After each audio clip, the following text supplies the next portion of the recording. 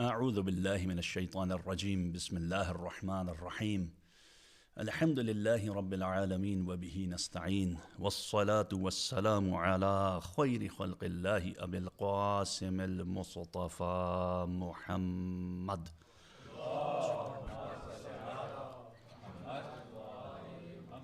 وعلى أهل بيته الطيبين الطاهرين المعصومين أما بعد فقد قال الله سبحانه وتعالى في كتابه الكريم أعوذ بالله من الشيطان الرجيم إن هذه أمتكم أمة واحدة وأنا ربكم فاعبدون. Please recite as-salawat.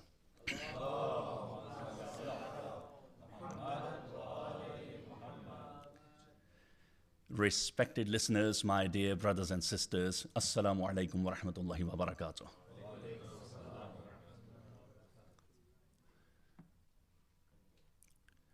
Do you know what is considered to be the most successful export of the West? Any idea? I hear arms, ideology, democracy, that is something interesting. Hollywood, that is also something very interesting. Well, according to the scholars of political science, the most successful export of the West is nation state. Nation state. And you see, we live in a world that is considered to be a society of nation states in international relations. A society of nation states. There are so many countries around the world, 190 or so, and each and every one of them is a nation state with its well-defined territory, its population, its government, its state, its passport, its national flag, its national anthem, and its national football team. Nation state. And we are so much used to it that we cannot even imagine living in a world that does not have nation states. You belong to one or several nation states, considering that you have one or multiple citizenships. And I belong to one nation state when it comes to my citizenship, but I may also think that I belong to another nation state that I have my origins in. Regardless of that, nation state is what we are so much used to that we can't even imagine living without it. But it is a very new concept, very new. The world was not like this 150, 200 years ago or so. There were no nation states. Such a new idea, and we are so much used to it. And at the same time, we have another concept, another idea that we cherish, that we care about. And that is not new. That is very old. As old as the religion of Islam, and that is the concept of Ummah. Ummah. It's not new, it's old. And we all might have different perceptions of Ummah. We might have different ideas about what Ummah is and what is my place in the Ummah. But the reality is that nation state on one hand and Ummah on the other do not always go hand in hand. Do not always go hand in hand. And this needs to be unfolded and explained, which I'm going to do in this lecture. As you all know, that the topic of this two-part series of lectures is the Ummah in the era of nation states, challenges and our responsibilities. And I have carefully selected this topic in consultation with the organizers of Hyderi Islamic Center, and I must say that I'm deeply honored to be invited to speak from this blessed pulpit once again. And I've been looking forward to this. So this is what I'm going to talk about in these two lectures, and inshallah you're going to find it useful. And before we can really delve into the challenges and our responsibilities when it comes to the Ummah and the era of nation states, there are a couple of questions that need to be answered. A couple of questions, and I'm going to answer some of those questions in this first lecture. The second lecture, which is going to be more interactive, and it is going to end with a Q&A session next Thursday, inshallah, will solely focus on the challenges and our responsibilities. But before that, the prelude to that is going to be today. It is very important to understand certain concepts and answer certain questions.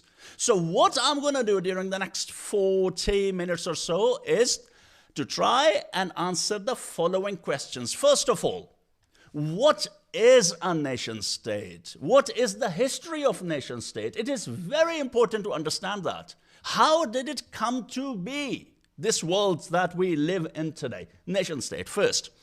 After that, what is Ummah? What is the meaning of Ummah? The concept of Ummah. How do we perceive it? How do we see it? And has the Ummah or the concept of Ummah that we have in our minds been always like this since the very beginning of Islam, or no? Maybe the word Ummah was used in different contexts before. Is there one kind of Ummah, or there can be different kinds of Ummah? This is what I'll discuss. After that, can the nation state and the Ummah go hand in hand? As I said earlier, often they do not go hand in hand. Are the two foes or friends? Are the two mutually exclusive? This is very important to understand. This is what I'll discuss. And then briefly, what is our place in the Ummah? And get into the challenges faced by Muslims. And focus today on Shia Muslims and our place in the Ummah. And in doing so, look at some of the challenges. And then I'll take a brief and quick look at the early Islamic history and talk about the root cause of all the challenges that the Ummah has today. And not only the Ummah, but the whole humanity has today. What is the root cause of that? And then end this lecture with a brief eulogy, inshallah. And if you pay attention, inshallah, you're going to find this lecture useful and hopefully also learn a thing or two that is going to help you deal with some of the dilemmas that you might be facing. But before I proceed, wherever you are, you who are blessed to be present here and those who are blessed to be watching this program online, from the bottom of your heart, please recite as-salawat.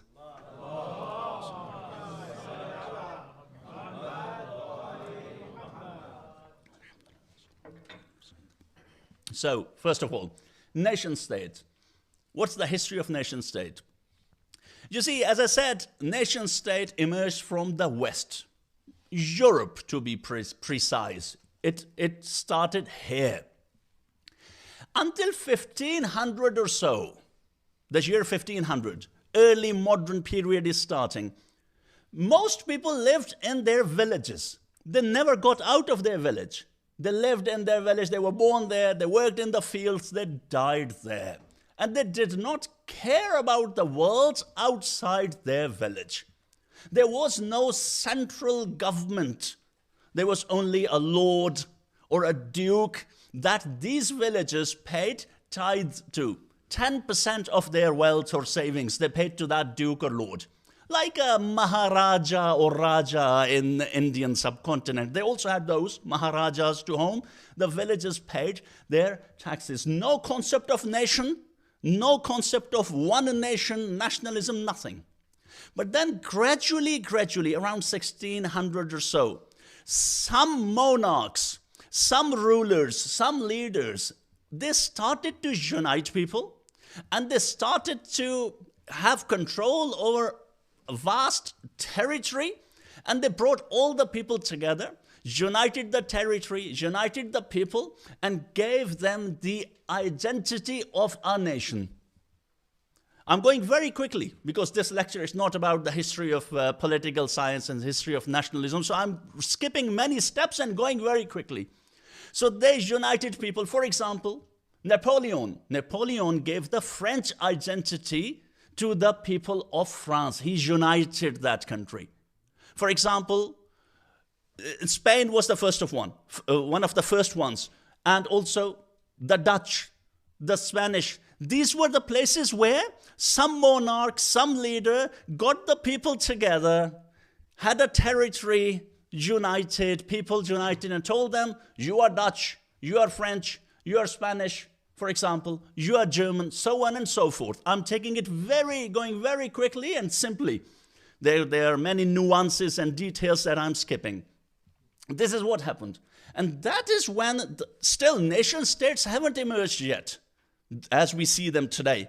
But then this identity of nation started to emerge in Europe, that we belong to one nation. And what is a nation?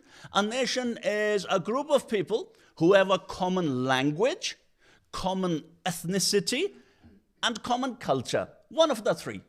Interestingly, religion is not the common denominator in Europe, because there were several countries with Christianity as religion, but a different national identity, as we see today as well. So this is what happened. And then it continued until 1850 or so, in the 19th century, that the concept of nation state properly took shape and form, and really nation states as countries with their defined territories, their state, their government, they emerged in Europe. Nation states. Not exactly like we have today, because the boundaries and territories keep changing, but those nation states emerged.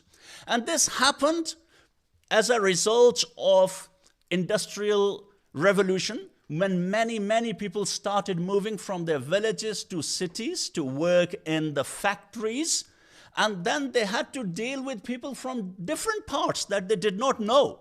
At that moment, also, the mass media came, printing press came, literature, arts, and literacy increased. And then the state used that to give that identity to people.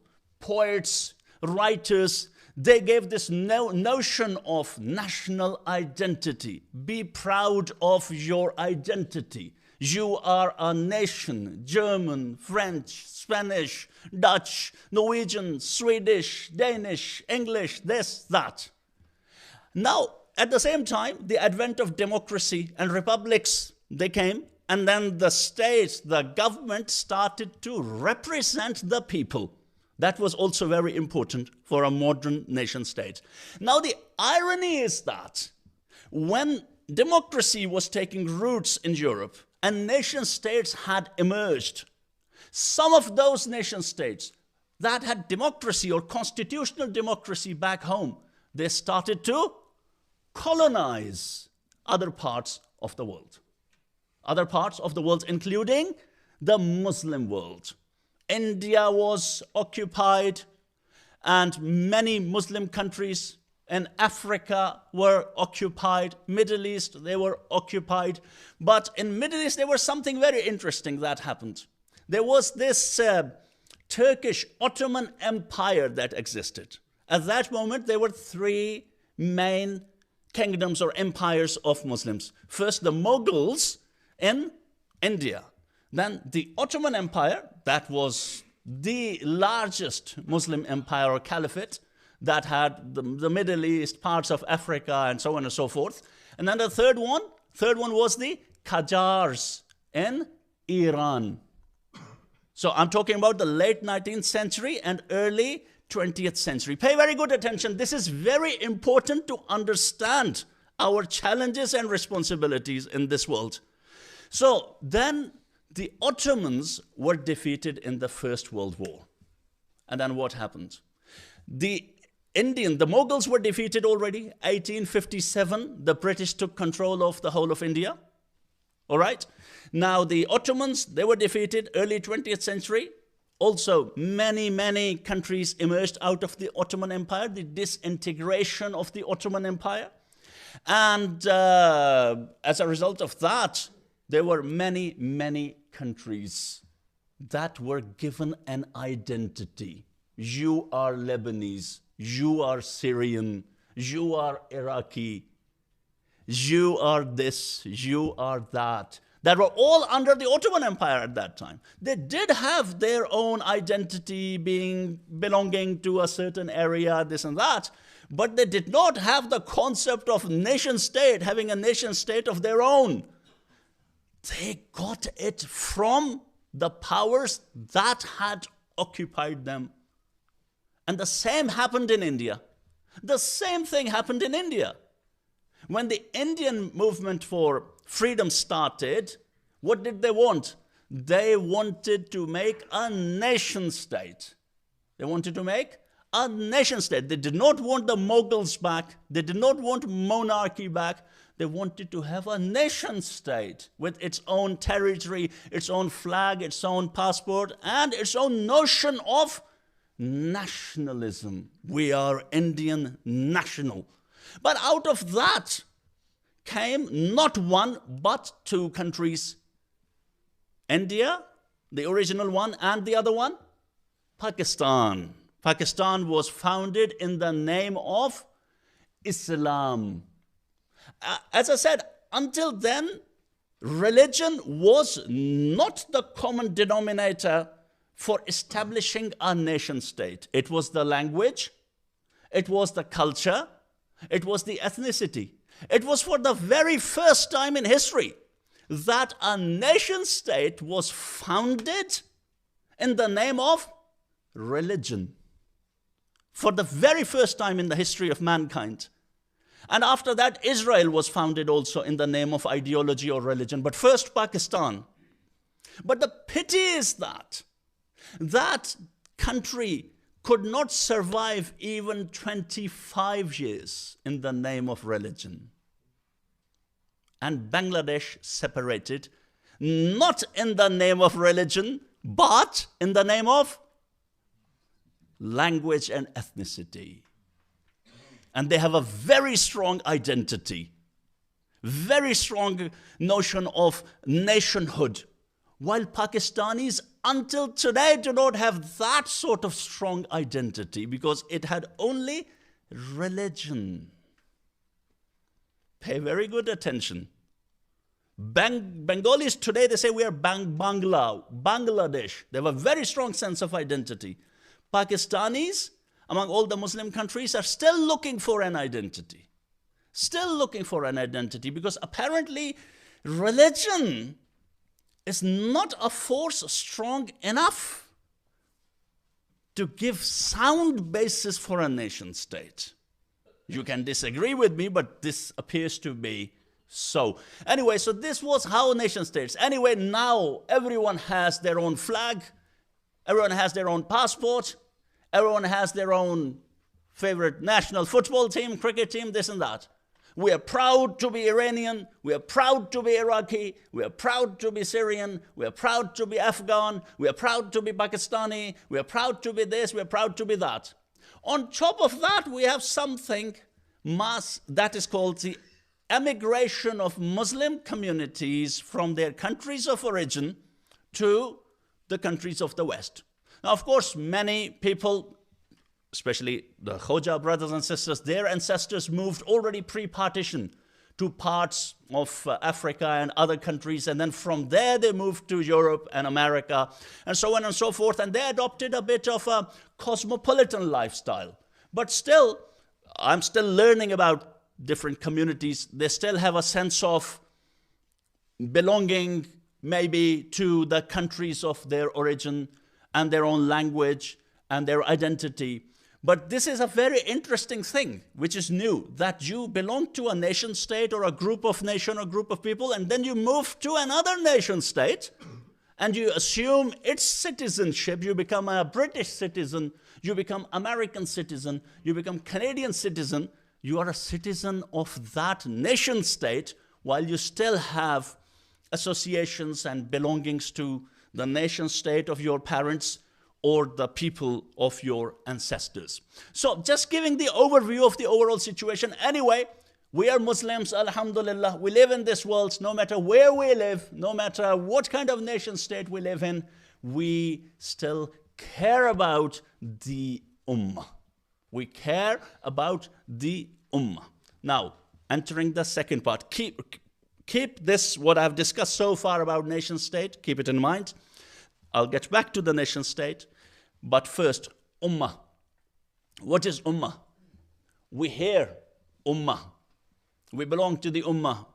Ummate Muslimah. Ummah Muslimah. For example, what does the word Ummah mean? Let's get to the basics first. Ummah. In the Quran, the word Ummah appears for more than 60 times in different contexts. Different contexts. Sometimes as a singular, sometimes as as plural. And when we look at different lexicons or different classical or modern works of Quranic exegesis, we come to know that the word Ummah itself, if we summarize all different points of view, Ummah itself means a group of people who live in one geographical area or live in one era or have one faith. It's a very simple definition of Ummah. There can be different nuances and details and contexts, but if we summarize the different points of view, this is the definition. A group of people who either live in one geographical area or they live in one particular time or era, or they have a common belief or faith.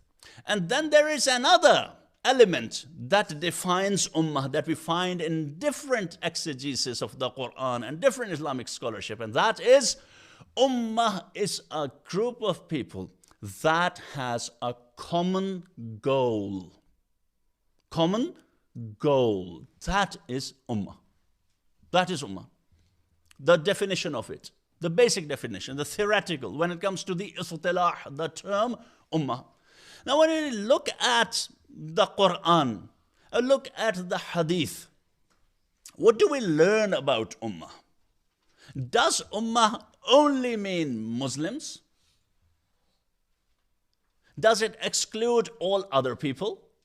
As I said, I was going to answer the question, do we belong to one Ummah or several Ummahs? Can there be several Ummahs?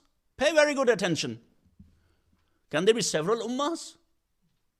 So let's look at the early Islamic history. Mithaq Medina. You have heard about Mithaq Medina, the Treaty of Medina. The Holy Prophet, peace be upon him, made that treaty, and that included different parties. And you know which parties it included? Quraysh, the Muhajir people who had emigrated from Mecca to Medina, Ansar, the people of Medina, and the Jews. And the Jews of Medina. Now when we look at the text of that treaty, it uses a very interesting phrase. وَأَنْ بَنِي عَوْفٍ أُمَّةٍ مَعَ الْمُؤْمِنِينَ. It says, and the Jews of Bani Auf, they are Ummah alongside the believers. They're Ummah alongside the believers. لِلْيَهُودِ دِينُهُمْ وَلِلْمُسْلِمِينَ دِينُهُمْ. Then it says, for the Jews it's their religion and for the Muslims it's their religion. And one interpretation of this text is that the Holy Prophet considered Jews of Medina to also be part of that Ummah.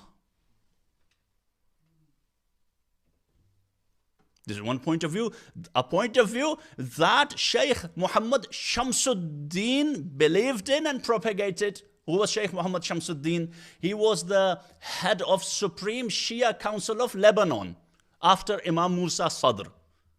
And he believed that Ummah can have two meanings. One is Ummah Diniyah and Ummah Siyasiyah. And he said that Ummah Diniyah means Ummah of Muslims believers, but Ummah Siyasiyah, which refers to this Mithaq Medina that includes the Jews.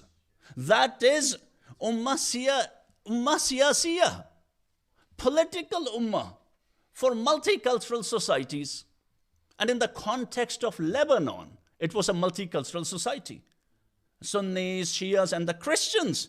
So he included Christians to be, according to his point of view, his definition, his understanding, his perception, Ummah Lubnaniyah, included the Shia, the Sunni, the Christians, and maybe other languages, other people, other beliefs, for example.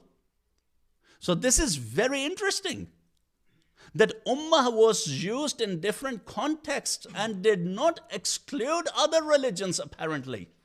Of course, there is a lot of scholarship related to this point of view, and people have criticized this point of view, but this point of view does exist. And we see that Ummah is sometimes used by the Arab people also for a nation. Al-Ummatul Misriyah. The Egyptians say, Al-Ummatul Misriyah, the Egyptian Ummah. In some texts, we find the phrase, Al-Ummatul Iraqiyah, the Iraqi Ummah. They use it interchangeably and synonymously with nation or millah. So it means that Ummah changes its meanings from context to context, apparently. And also when we look at the Islamic scholarship and the Quran and the tafsir of Quran, we learn that there is not one ummah. There are several or ummah. And let me explain this point to you and unfold this. I recited a verse in the opening sermon, verse number 92 of Suratul Anbiya, in which Allah subhanahu wa ta'ala says, Inna hadihi ummatukum ummatan wahidatan wa ana rabbukum fa'budun. Indeed, this is your ummah, one ummah, and I am your Rabb, so worship me. Now, many scholars and mufassirin and exegetes say that this verse means you Muslims are one ummah, ummah wahida. You Muslims are one ummah, ummah wahida. But Allama Tabatabai in his landmark work, Tafsirul Mizan, which is the best tafsir, or at least one of the best tafsir in the history of Islam, he writes that here ummah wahida does not refer to Muslims. It refers to all human beings. Allah subhanahu wa ta'ala says, according to the Allama, that you all human beings are one ummah, one brotherhood, one family, and I am your Rabb, so worship me alone. Worship one God. According to the Allama, it's one ummah, ummah insaniyah, if I may say. Ummah, al-ummatul insaniyah. And it is the same ummah that the Amirul Mu'mineen refers to when he says to Malik al-Ashtar that people are of two kinds. Either they are your brothers in faith, or نَظِيرٌ لَكَ فِي الْخَلْقِ, or they are just like you in creation. That's what is the real translation. Not equal in humanity. That has been changed a bit, although it gives a similar meaning. Just like نَظِيرٌ لَكَ فِي الْخَلْقِ. They are just like you, human beings in creation. He is talking about al-ummatul insaniyah. So that is the largest circle. The largest circle. There are 4 concentric circles of 4 ummah. 4 that I'm going to unfold for you. The first, the largest circle is the ummah, means all humanity. All humanity. Now, the second concentric circle, and that is what I call al-ummatul Ibrahimiyah. That is the people of the Abrahamic faiths. Because we have common faith. Remember the definition of definition of ummah? A group of people with some common goal, common faith, common belief. People who have Abrahamic faith have common sets of values, ethical values, belief in one God. So that is another concentric circle. The outermost circle, all human beings. Another circle, Abrahamic faiths. And then we have al-Ummatul Islamiyah or Ummah Muslimah. Then we have the Ummah of Muslims, the third concentric circle. And then the fourth concentric circle is the Ummah of the Shia. Because we have one particular goal also, and our goal is the Imam of our times. It's absolutely fine to say that there are four concentric circles. And I was having this mubahatha with one of my teachers. And he said it's perfectly, because one of the narration tells us that one man came to Imam Sadiq alayhi salam.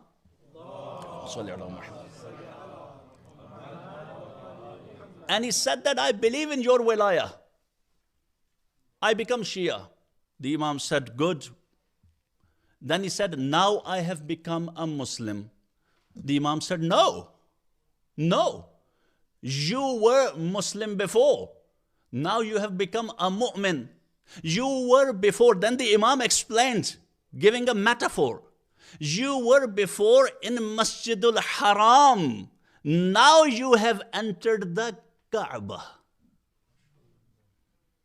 That is the innermost circle of the four concentric circles. That is. But then the question is, so now we understand that there are these four ummahs. We of course belong to the humanity. We belong to the Abrahamic faith. We belong to the ummah of Muslims, our brothers and sisters. And then we also have our own identity or tashakhus as Shia Muslims. Now the question is, the third question. I know the time is running fast. We have limited time, but this is important to discuss. Now we are concerned with the Muslim Ummah. Let's, at the moment, forget about the outer two circles and the innermost circle. Now we want to limit our discussion to the Muslim Ummah, the Ummah. That is how we perceive it to be. And this is what this lecture is about. Now, what about nation state and the Ummah? Are the two mutually exclusive? Or the two are friends, or exacerbate each other, reinforce each other? Well, with the traditional understanding of nation state and nationalism associated with it, as I said earlier, nation state and ummah do not go hand in hand. They can't. And there have been Muslim scholars, thinkers, philosophers who have severely condemned nation state. Or watan. They use the word watan, which is also an Arabic word. Watan refers to a nation state. And one of those people is Iqbal Lahori. Who is Iqbal Lahori? In Iran they call him Iqbal Lahori. And in the Indian subcontinent, in India and Pakistan, is known as Allama Iqbal.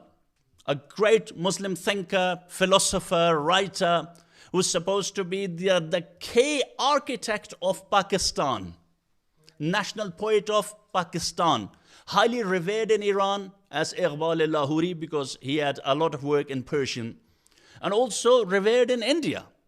So let me spend a few minutes on his thought and how he looks at nation state and how his point of view changed along his journey. This is also very important to understand in this context. So Iqbal Lahori or Allama Iqbal, in the early 20th century, around 1900 or so, he believed in Indian nationalism. He believed in getting freedom, independence from the British for the whole of India. And he praised India as his watan, as his country, as his nation. He praised India daily, which in Hindustan and India, they still sing his poems that he did not really adhere to later on. They still sing his poems about Hindustan and Sare jahan se acha Hindustan hamara, which means that our India is better than the whole world, superior to the whole world. And he says that the Egyptian and the Greek and the Romans, they've all disappeared. And still our name is, we are still there, and we are there, and we are a great civilization. And then he talks about the mountains and the deserts and the jungles of India, the land of Hindustan. Hindus, Muslims, Christians, Buddhists, everyone together. This is what he believed in. But then around 1905, 1908, 1910 or so, he changed his point of view. He took a radical shift from that point of view. And then he started to condemn nation state. And that is when he said, Lord Maghrib on Sarapa Makrufan. He says that West is complete, Lord Maghrib, Lord of the West, is complete deception. Complete deception. Why? He says that he has taught Ahle Deen Ra Dad Ta'aleem Watan. Because he has taught the religious people about nation state. So he had this radical shift. He says that religious people are now talking about a nation state and watan. And he says that on befikre markazo, he says that the Western, they are talking about centralization while you are disunited. You are disunited. And then he says, forget about your independent identities. Beguzar az Shamo Palestino Iraq. An be fikre markazo to dar nefaq. Beguzar az Shamo Palestino Iraq. Do not be disunited on the basis of your national identities like Syria, Palestine and Iraq. These kind of things. And then he said in Urdu something very interesting. In taza khudaon mein bada sabse watan hai, jo iska pehrahan hai, wo mazhab ka kafan hai. And let me translate it for you. He said that out of all these latest gods, the greatest of them all is watan, nation state. What is the shirt or cloak of it, nation state? His shroud of religion, kafan. What does that mean? The two cannot go hand in hand. He was so much against it, so much against nation state. And then he started talking about ek ho Muslim haram ki pasbani ke liye Neel ke sahil se lekar tab khake Kashgar. He said all the Muslims should unite. He started talking about pan-Islamic thought. He said all Muslims should unite all the way from the banks of River Nile to Kashgar in China. But apparently this thought of his did not last for too long because he returned again to nation state. He wanted a nation state for Muslims of India. Because he can't operate in vacuum. He can't operate in vacuum. So he then had another shift from nationalism, Indian nationalism, to pan-Islamic thought, to Muslim nationalism. He said, it's okay if you have a nation state as long as it is a Muslim nation state for Muslims, by Muslims. But keep the, and as I interpret it, but keep the spirit of pan-Islamism alive. Probably he would have said that. Because no one can operate in a vacuum. You have to have a nation state, and here we are today. Nation states. Nation states of Muslims, 56 or so. And the pity is that many of them fight one another and have deeply racist and nationalistic ideas. That is one of the great challenges when it comes to the Muslim world. I'll talk more about what are our responsibilities because we don't live in those countries. We are based here, although we have close ties with those countries. I'll talk about those things in the next lecture, inshallah, in more depth. But this is one of the challenges. And I would like to ask you one question here. In your point of view, after having understood to a certain degree the nation state, watan, ummah, and the history, the brief history of the two, what do you think is the greatest challenge that the ummah, the Muslims of the world, face today? What is the greatest challenge in your point of view? Sorry? Divided. Divided on the basis of everything. Languages, ethnicity.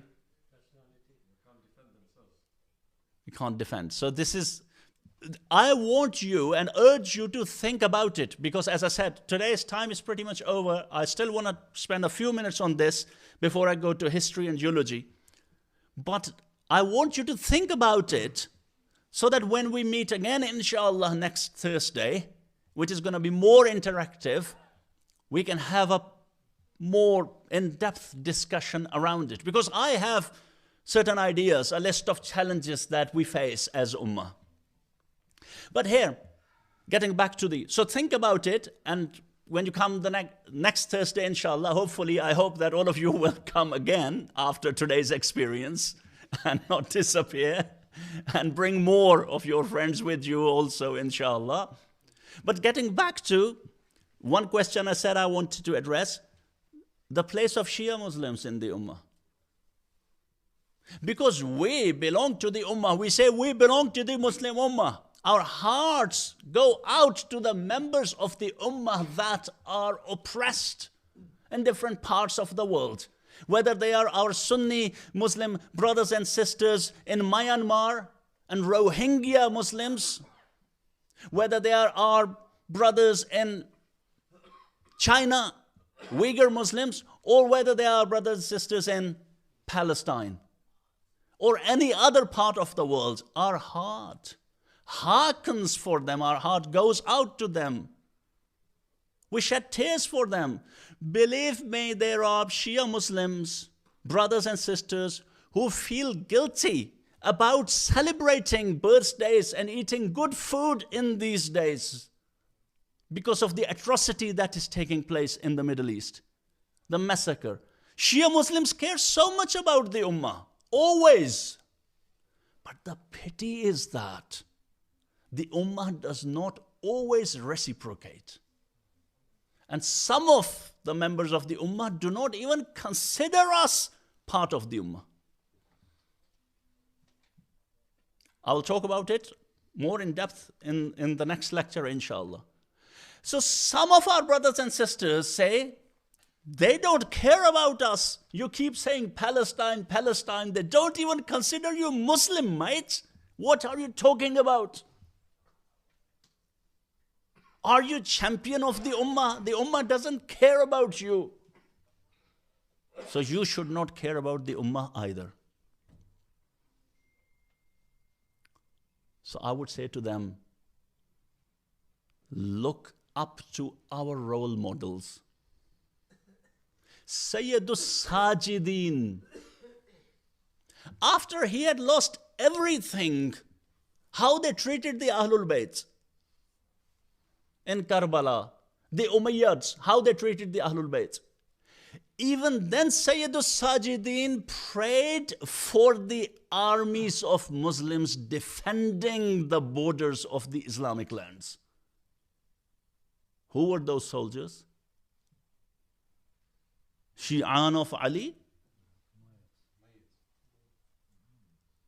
But protecting and defending the Muslim people. Because apparently since the very beginning, there has been a big gap between the Muslim rulers and the Muslim people. You can't blame innocent Muslim people for all the atrocities that the Umayyads or the Abbasids committed. You can't do that. And this is a topic in itself, and a lot of scholarship has been produced on this dua of Imam As-Sajjad that is in Sahifat al-Sajjadiyah. Why did he pray for those soldiers? And the answer is, they were defending the Muslims' land and the innocent Muslim people. And you are telling me that because some people have a misconception about us, about our beliefs and our practices, because they haven't been educated about us, and we are equally muqassir, responsible for that, because some of our practices are so bad and so shameful and embarrassing that when someone looks at them, after that, they don't want to take the effort to learn about us. They say these people have nothing to do with Muhammad Mustafa sallallahu alaihi wasallam. And you are telling me that we should isolate ourselves from the Ummah just because a vast majority of Muslims still do not know about us. No. No. This is not the right way. Always, umurul muslimin. The hadith says, the one who wakes up in the morning and does not care about the affairs of Muslims, umur muslimin, is not from among us. Did not say umur shi'a, umur mu'minin. Didn't. Always be concerned with the ummah. Always be concerned with the ummah. Although the question is whether that ummah that we perceive it to be really exists or not. Looking at the behavior of the Muslim governments, Muslim leaders, this is what I'll talk about in the next lecture, inshallah. But now getting back to the history, just 5 minutes. As I said, in the end, I was going to take a critical look at the early Islamic history. The root cause of all the problems the Ummah faces today. The killing of the children in Palestine, to the atrocities committed against the Rohingya Muslims, to the Uyghur Muslims, to the Shia Muslims in Afghanistan, to the Shia Muslims in Pakistan, and all the bloodshed and war the whole Ummah Insaniyah faces, the Ummah of human beings faces, is rooted in one calamity. One calamity. A fateful day.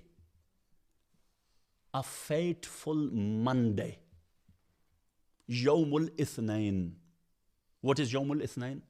Someone came to Imam Reza alayhi salam and he said that people become happy on the day of Ashura and so on and so forth. And Imam Reza alayhi salam in reply said, Wallah ma usiba alu Muhammadin illa fi yawmil ithnain. No calamity befalls al Muhammad, but it is because of yawmul ithnain, because of Monday. Which Monday? A fateful Monday, Saqifa. It says no calamity befalls. No calamity befalls, but because of that. When the train of Islam was detracked, forever, pretty much forever, the Amir al-Mu'mineen Ali ibn Abi Talib got, alayhi salam, got those 4 years. And that's it. Other than, in 1400 years of Islam's history, there have been only 14 years when there was Ummah. 10 years of the Holy Prophet and 4 years of Ali. 14 out of 1400. All calamities are rooted in that. In that. And this was the mainstream belief in the first 2-3 centuries. Every Shia knew this Yawmul Ithnain. Wallah ma usiba alu Muhammadin illa fi Yawmul Ithnain. It is said that when Imam Hadi alayhi salam's funeral was being taken through the streets of Samarra, there was one female servant of his household. And she was walking in that funeral and lamenting and saying out loud, Wallahi, وَاللَّهَ مَا أُصِيبَ آلُ مُحَمَّدٍ إِلَّا فِي يَوْمِ الْإِثْنَيْنِ. Even in the funeral of Imam Hadi, saying even this martyrdom of Imam Hadi is because of that fateful Monday. You know, another holy personality referred to that fateful Monday in the midst of calamity. In the midst of a big calamity. Sayyida Zainab Salamullahi Alayha. Those who paved the way to dominate the world. Sayyida Zainab Salamullahi Alayha, after Ashura, when she stood there in Maqtalgah, on the battlefield, and she complained to the Holy Prophet, Wa Muhammadah, Hada Husaynun Murammalun bid-dima. When she said that, this is your Hussein, drenched in blood, then she said something. بِأَبِي الْعَطْشَانِ حَتَّى مَضَى. May my father be sacrificed for the one who died in a state of thirst, who was thirsty until he passed away. And then she said something remarkable in that moment, something deep. Then she said, بِأَبِي من أضحى عسكره في يوم الاثنين نهبا. May my father be sacrificed for the one whose army was destroyed on that fateful Monday. On that fateful Monday. Ayatollah Gharavi Isfahani says in his poetry, referring to Ali al-Asghar, سهم رمى من جانب السقيفة. An arrow came towards that baby from Saqifa. My brothers and sisters, never forget Saqifa, Yawmul Ithnain. Sayyida Zainab, after Ashura, just a couple of sentences of Masa'ib. Just a couple. Majlis is over. Is over. But for the marhum, for whose Isal Sawab, Tarhim, we have organized this majlis, and it's Thursday night. Just listen to these, a couple of sentences of Masa'ib, my brothers and sisters. Majlis is over. When Sayyida Zainab, Kulthum, Atika, Fatimah, Rubab, and other daughters of the Holy Prophet, they were all brought to Kufa with the children, innocent children of Karbala. Innocent children. You know what happened? The narrator says, صار أهل الكوفة يناولون الأطفال الذين على محامل. And then what did he say? He says that Ahlul Kufa came. Ahlul Kufa came. And then they started throwing بعض التمر والخبز والجوز. They started throwing bread, date, and walnuts towards the children of the Holy Prophet. Sadaqah, eat. Sadaqah, this is pity. We pity you, O children. They started showing pity for the children of the Ahlul Bayt, innocent children of Karbala. And in all their innocence, some of them grabbed those walnuts and dates and bread and put it into their mouths. At that moment, Sayyida Kulthum said, Ya Ahl al-Kufa, inna as-sadaqata alayna haramun. Indeed, sadaqah is haram upon us. Then she reached out to those children and took that bread and dates and walnuts out of the mouths of those children. And among those children, there was one little girl. Only four. Ruqayya. And her mother was also among those women who had just lost two of the most valuable things she had. Just two things. her beloved Hussain and Ali al-Asghar. And Ali al-Asghar. God knows how this mother survived. God knows how this mother survived. It is written in the books of Maqtal when Ali al-Asghar was martyred. The majlis is over. Last sentence after that.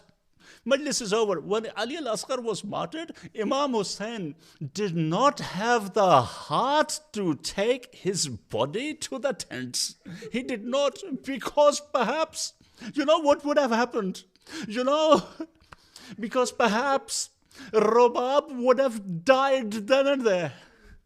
Robab would have died then and there. Allah la'natullahi ala al-qawmi al-zalimin. ربنا ظلمنا أنفسنا وإن لم تغفر لنا وترحمنا لنكونن من الخاسرين اللهم صل على محمد وآل محمد وعجل فرجهم ولعن أعدائهم أجمعين والسلام عليكم ورحمة الله وبركاته.